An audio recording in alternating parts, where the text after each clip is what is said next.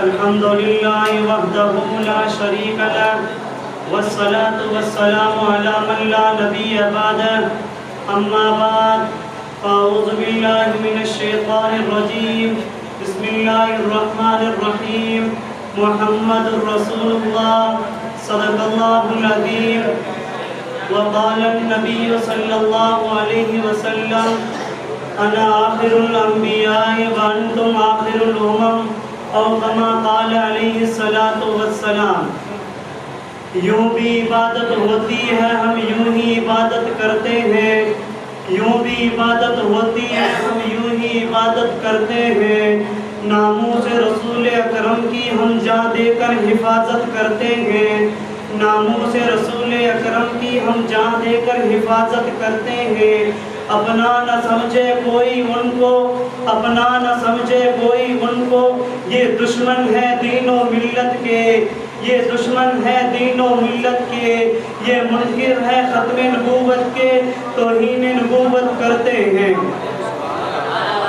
واجب الاحترام علماء اکرام، غیور مسلمان ساتھیوں، ختم حسین ابن علی میں شرکت کرنے والوں، السلام علیکم ورحمۃ اللہ وبرکاتہ۔ آج کی میری تقریر کا جو عنوان ہے عقیدہ ختم نبوت میں علماء دیوبند کے کردار سے معنون ہے۔ سامعین گرامی، میرا جو تعلق ہے وہ دیوبندیت سے ہے، اس لیے میں مناسب بھی یہی سمجھتا ہوں دیوبند کی روشنی میں ختم نبوت پر بات کروں۔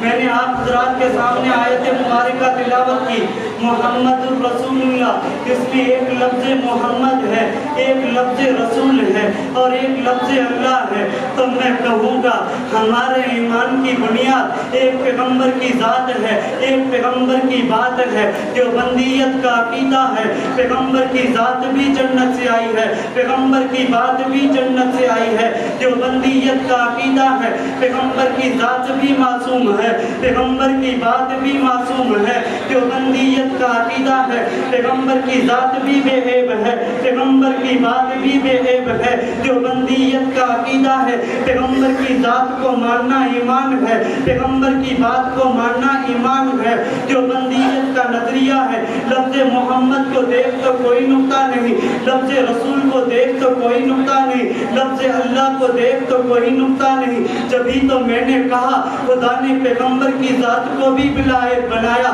پیغمبر کی بات کو بھی بلا عیب بنایا، پورے دین کو سمیٹ دیا جائے تو محمد رسول اللہ میں دین آتا ہے۔ اس میں پیغمبر کی ذات بھی ہے، پیغمبر کی بات بھی ہے۔ آج تک دنیا میں جتنے بھی حملے ہوئے، کوئی پیغمبر کی ذات پر حملہ ہوا، کوئی پیغمبر کی بات پر حملہ ہوا۔ میں قادیانیوں کے حوالے سے گفتگو کرتے ہوئے یہ بات کہنا چاہوں گا، قادیانیوں نے نبوت کا دعویٰ کر کے ختم نبوت کا انکار کیا، میرے پیغمبر کی ذات پر بھی حملہ کیا، میرے پیغمبر کی بات پر بھی حملہ کیا۔ دیوبندیت نے پیغمبر کی ذات اور بات کا دفاع کرتے ہوئے قادیانی کی ذات کو بھی زیر بحث لائے، بات کو بھی زیر بحث لائے۔ ایک سوال کا جواب میں وکیلانہ طرز پہ دیتا چلوں، جب ہمارے علماء حق نے مرزا قادیانی کی ذات کو دیکھا تو وہ بے ایمان نکلا، تو وہ شرابی نکلا، تو وہ زانی نکلا، غرض تمام برائیوں کا مجموعہ نکلا۔ تو سارے لوگوں نے کہا مولویت کو مرزا کی ذات پہ اعتراض نہیں کرنا چاہیے، مرزا کی بات پہ اعتراض کرو۔ ذاتیات پہ تنقید کرنا انسان کو زیب نہیں دیتا، تو ذاتیات پہ تنقید کرنا انسان کو زیب نہیں دیتا۔ تو مولانا محمد علی جالندری نے دیوبند کی طرف سے بات کرتے ہوئے یہ جواب دیا، مرزا نے کوئی مولویت کا دعویٰ نہیں کیا بلکہ نبوت کا دعویٰ کیا ہے۔ مولویت کی بات کو ماننا ضروری ہے، ذات کو ماننا ضروری نہیں ہے۔ نبوت کی ذات اور بات دونوں کو ماننا ضروری ہے۔ سامعین گرامی توجہ رکھنا، ایک قادیانی آتا ہے، مولانا اللہ وسایہ سے سوال کرتا ہے کہ حضرت آپ ہمارا مقابلہ کیسے کر سکتے ہو؟ ہمارے شہر ربوہ کا ذکر اللہ نے قرآن میں فرمایا۔ حضرت جی کہتے ہیں میرے نزدیک تو تمہارے شہر کا نہیں بلکہ تمہارا بھی ذکر قرآن میں فرمایا ہے۔ تو وہ بہت خوش ہوتا ہے کہ حضرت آیت پڑھ کر بتائیں۔ حضرت کہتا ہے ان لاہوری مرزائیوں کا ذکر بھی قرآن میں ہے، قرآن میں ہے، انما حرم علیکم المیتۃ والدم ولحم الخنزیر۔ میتۃ مردار سے مراد لاہوری ہیں، خنزیر سے مراد قادیانی ہے تو وہ قادیانی کہتا ہے مولانا خدا کا خوف کرو، جب قرآن نازل ہوا اس وقت قادیانی تھے تو حضرت جواب دیتے ہیں تم بتاؤ جب قرآن نازل ہوا اس وقت تمہارا ربوا شہر تھا، کافر پر ہیبت طاری ہو گئی۔ ایک اور قادیانی علامہ شبیر احمد عثمانی کے پاس آتا ہے اور کہتا ہے حضرت مجھے بتائیں شہید کے راستے پہ چل کے بندہ شہید، صدیق کے راستے پہ چل کے بندہ صدیق، نبی کے راستے پہ چل کے بندہ نبی کیوں نہیں بن سکتا؟ حضرت جواب دیتے ہیں ریل کی پٹری پر چل کر کوئی ریل گاڑی نہیں بن سکتا۔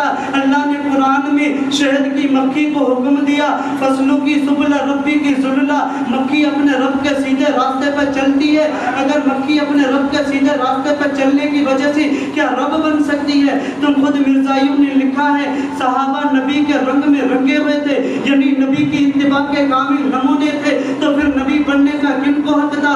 صحابہ کو تھا۔ صحابہ نبی کیوں نہیں بنے؟ جبھی تو کسی شاعر نے یوں کہہ دیا تو حق راہ پر رہے ثابت قدم باطل کا شدائی نہ بن، تو حق راہ پر رہے ثابت قدم باطل کا شدائی نہ بن، اگر تجھے ایمان پیارا ہے تو مرزائی نہ بن۔ ماشاءاللہ